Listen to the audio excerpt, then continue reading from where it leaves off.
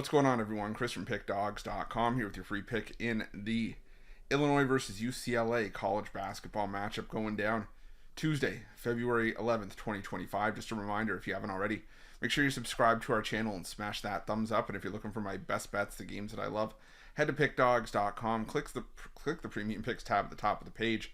It's a great time to jump on something. We have a loaded card of action this week. Lots of great college hoops action on Tuesday and Wednesday. The NBA continues their push towards the All-Star break, so make sure that you jump on something, whether it's a daily or a long-term pass. Remember to use the promo code PICK at checkout, 15% off your purchase. We've also got products for those who make big bets and for those with big bankrolls, those looking for more of a VIP experience where you're going to get things like late alert plays closer to game time. We're going to track line movement for you, try to get you the best possible number compared to the closing line. So if that sounds like something that you're interested in, text the number on the screen for more information, even if it's just to find out if it's right for you. But let's get to this one between Illinois and UCLA.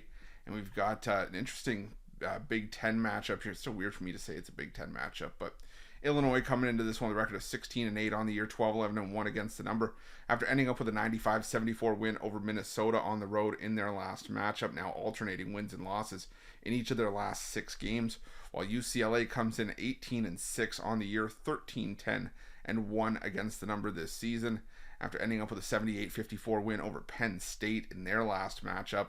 And I'll give UCLA their credit. They seem to have turned the ship around and steered it in the right direction.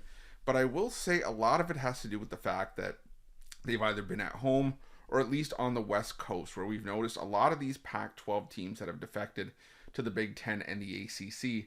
When they were staying on the West Coast, that's where they played their best. And we've seen UCLA. They went home, played Oregon at home. They went to USC. They went to Washington. So they never really had to stray too far from the coast. And this is going to be their first game away from that Pacific time zone in well over 3.5 weeks. And last time we saw them out on the East Coast, they lost at Rutgers 75-68, laying points on the road.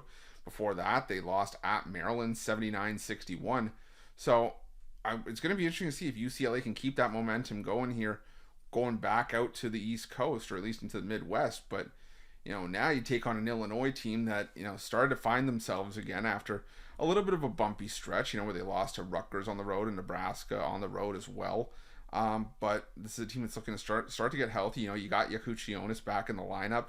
You've got Ivicic back in the lineup after I think he was dealing with mono.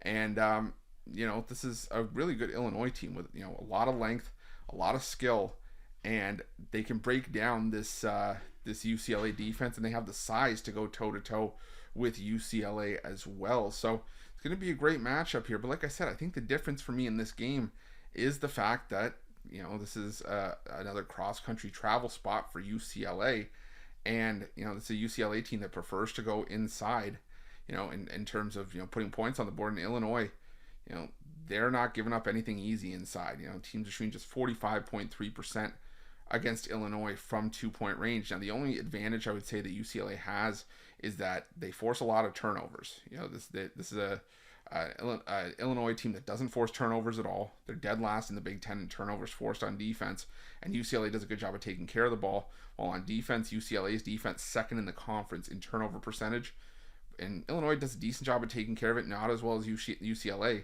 But the thing is, Illinois has a massive edge in rebounding, and they have a massive edge in not allowing free throws. But UCLA's defense, for a Mick Cronin defense, and for a coach that usually prides himself on having solid defense, the defense from the perimeter has been all right, considering that Illinois does shoot a lot of threes.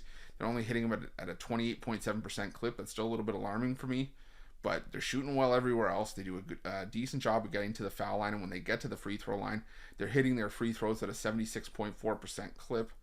And I just think that in this spot, the rebounding edge and the edge in terms of shooting from the open floor and from the foul line, and just how UCLA's defense sort of, I just think from a matchup perspective is maybe up against it here against this Illinois offense that's starting to come back, get healthy, and round into form. And I think Illinois can get the job done at home here. I'm going to lay the points with the Fighting Illini at home in this one, and that's going to be my free pick. But just a reminder, if you haven't already, make sure you're subscribed to our channel and smash that thumbs up. And if you're looking for my best bets, you can find those at Pickdawgz Premium. While you're Pickdawgz, check out our betting tools. They're 100% free. They're the best betting tools in the business, and tools that you want to make sure that you have in your back pocket when you're making your best bets for the day's action. Thanks for watching. See you guys soon.